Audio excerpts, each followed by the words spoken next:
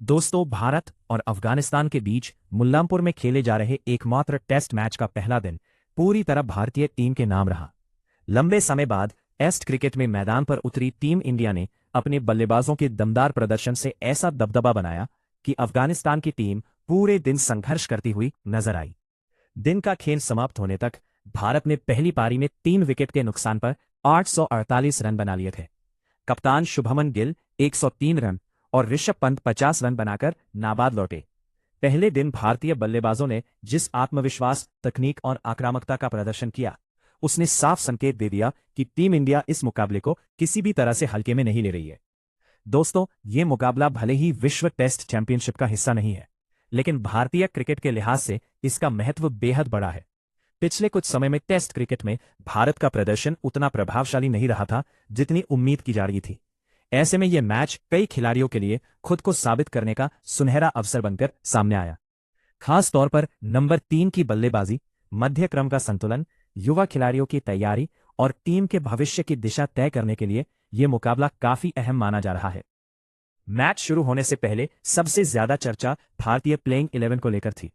Cricket विशेषज्ञों और प्रशंसकों की नजरें इस बात पर टिकी हुई थीं कि तीसरे नंबर पर आखिर किसे मौका मिलेगा। साई सुदर्शन और देवदत्त पडिक्कल के बीच कड़ी प्रतिस्पर्धा थी। हालांकि मैच से एक दिन पहले मुख्य कोच गौतम गंभीर ने संकेत दे दिए थे कि साई सुदर्शन को मौका दिया जाएगा। गंभीर का मानना था कि किसी युवा खिलाड़ी का मूल्यांकन कुछ मैचों के आधार पर नहीं किया जाना चाहिए और उसे लगातार अवसर मिलना चाहिए। टीम प्रबंधन ने भी इसी सोच के साथ साई सुदर्शन पर भरोसा जताया और युवा बल्लेबाज ने अपने प्रदर्शन से उस भरोसे को पूरी तरह से ही साबित कर दिया। इसके अलावा एक और भावुक पल देखने को मिला जब युवा स्पोर्ट पर इनर मानव सुथार को टेस्ट क्रिकेट में पदार्पण का मौका मिला। उन्हें भारतीय टेस्ट कैप सौंपी गई और कुलदीप यादव ने अपने हाथों से उन्हें कैप पहनाई। ये पल मानव सुथार और उनके परिवार के लिए हमेशा यादगार रहने वाला है।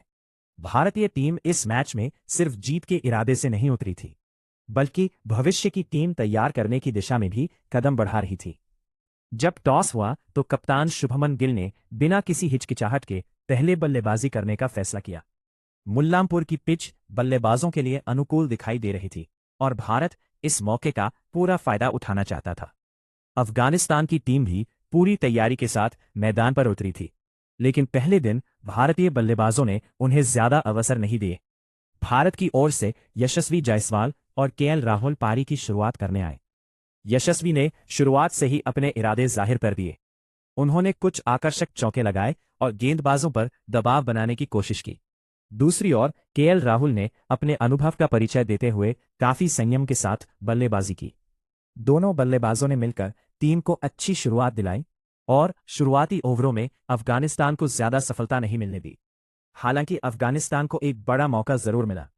यशस्वी जायसवाल जब 11 रन पर बल्लेबाजी कर रहे थे, तब स्लिप में उनका आसान कैच छोड़ दिया गया। ये मौका अफगानिस्तान के लिए काफी महत्वपूर्ण था। उस समय लगा कि ये गलती उन्हें भारी पड़ सकती है, लेकिन यशस्वी उस जीवनदान का बड़ा फायदा नहीं उठा सके।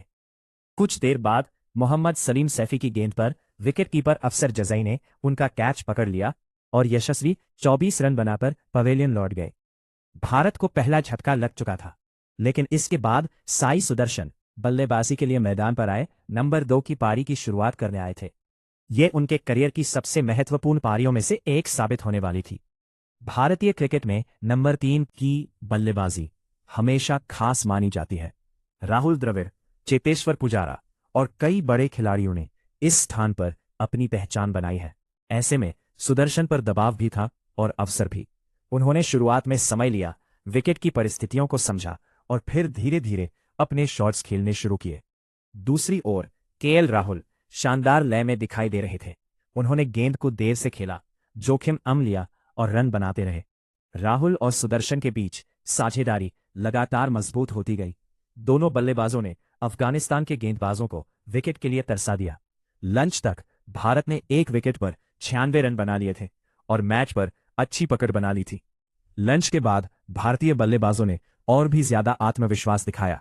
साई सुदर्शन ने शानदार बल्लेबाजी करते हुए 27 सी गेंदों में अपना अर्धशतक पूरा किया। उन्होंने मैदान के हर हिस्से में रन बनाए और ये दिखाया कि उनके पास टेस्ट क्रिकेट के लिए जरूरी तकनीक और धैर्य दोनों मौजूद है। दूसरी तरफ केएल राहुल ने भी अपना अर्धशतक पूरा किया। उन्होंने 86 गेंदों में ये उपलब्धि हासिल की और अपने अनुभव का पूरा फायदा उठाया।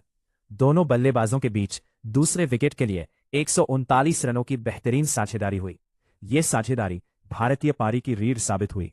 अफगानिस्तान के कप्तान हशमतुल्लाह शाहिदी लगातार गेंदबाजी में बदलाव कर रहे थे, लेकिन उन्हें सफलता नहीं मिल रही थी। भारतीय बल्लेबाज पूरी तरह नियंत्रण में दिखाई दे रहे थे। जब ऐसा लग रहा था कि साई सुदर्शन अपना शानदार शतक पूरा कर लेंगे, तभी मोहम्मद सलीम सैफी ने उन्हें आउट कर दिया।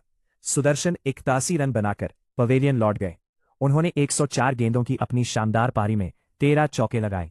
शतक से चूकने का उन्हें जरूर अफसोस होगा, लेकिन उन्होंने ये साबित कर दिया कि भविष्य में वो भारतीय टेस्ट टीम के महत्वपूर्ण बल्लेबाज बन सकते हैं।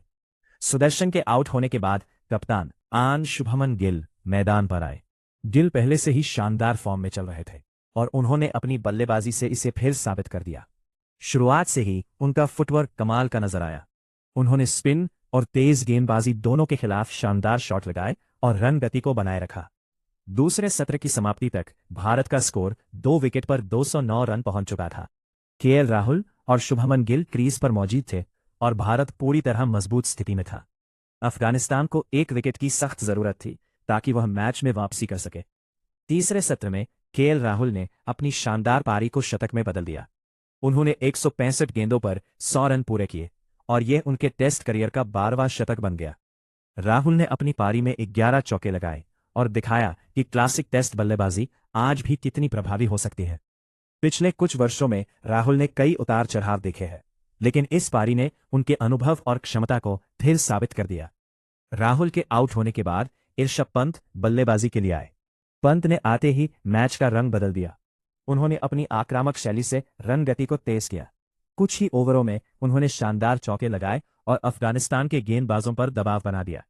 जहां एक ओर शुभमन गिल धैर्य के साथ बैटिंग कर रहे थे, वहीं दूसरी ओर पंत ने तेजी से रन बनाकर भारतीय टीम को और मजबूत स्थिति में पहुंचा दिया। इसी दौरान शुभमन गिल ने अपना अर्धशतक भी पूरा किया।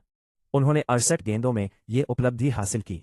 इसके साथ ही उन्होंने एक बड़ी उपलब्धि अपने नाम की। गिल बतौर कप्तान 1000 टेस्ट रन पूरे करने वाले 11वें भारतीय खिलाड़ी बने। यह उपलब्धि उन्होंने सिर्फ 15 पारियों में हासिल की, जो भारतीय क्रिकेट इतिहास की सबसे तेज उपलब्धियों में से एक है। गिल की बल्लेबाजी में परिपक्वता साफ दिखाई दे रही थी। उन्होंने खराब गेंदों को बाउंड्री तक पहुंचाया और अच्छी गेंदों का सम्मान किया। कप्तान के रूप में उनकी जिम्मेदारी और बल्लेबाज के रूप में उनका आत्मविश्वास दोनों मैदान पर साफ नजर आ रहे थे। आखिरकार शुभमन गिल ने अपना 11वां टेस्ट शतक पूरा कर लिया। शतक पूरा होते ही पूरे मैदान में तालियों की गूंज सुनाई दी।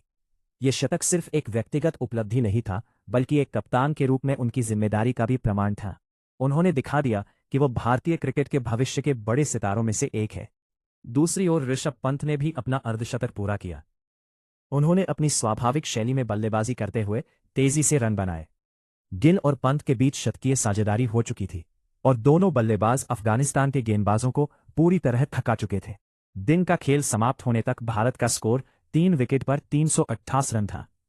शुभमन गिल 103 रन और ऋषभ पंत 50 रन बनाकर नाबाद थे। अफगानिस्तान की ओर से मोहम्मद सलीम सैफी सबसे सफल गेंदबाज रहे, जिन्होंने तीनों विकेट लिए, लेकिन भारतीय बल्लेबाजों के सामने उनका प्रभाव सीमित ही रहा। अगर पहले दिन के खेल का विश्लेषण किया जाए तो भारत हर विभाग में अफगानिस्तान से आगे नजर आया। केएल राहुल का शानदार शतक, शुभमन गिल का कप्तानी शतक, साई सुदर्शन की 81 रन की यादगार पारी और ऋषभ पंत का तेज अर्धशतक भारतीय टीम के लिए सबसे बड़ी सकारात्मक बातें रहीं। युवा और अनुभवी खिलाड़ियों का बेहतरीन संतुलन देखने को मिला। अब दूसरे दिन भारतीय टीम की नजर 500 या उससे अधिक रन बनाने पर होगी।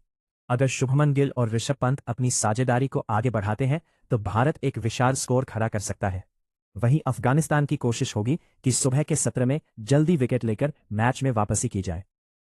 कुल मिलाकर पहले दिन का खेल भारतीय क्रिकेट के लिए बेहद शानदार रहा। ने जिम्मेदारी निभाई, कप्तान ने उदाहरण पेश किया, युवा खिलाड़ियों ने भावित किया और टीम ने मैच पर मजबूत पकड़ बना ली। अब सभी की नजरें दूसरे दिन के खेल पर होंगी, जहां भारत इस मजबूत शुरुआत को बड़ी बढ़त में बदलने की कोशिश करेगा। और ऐसे ही आईपीएल अपडेट्स के लिए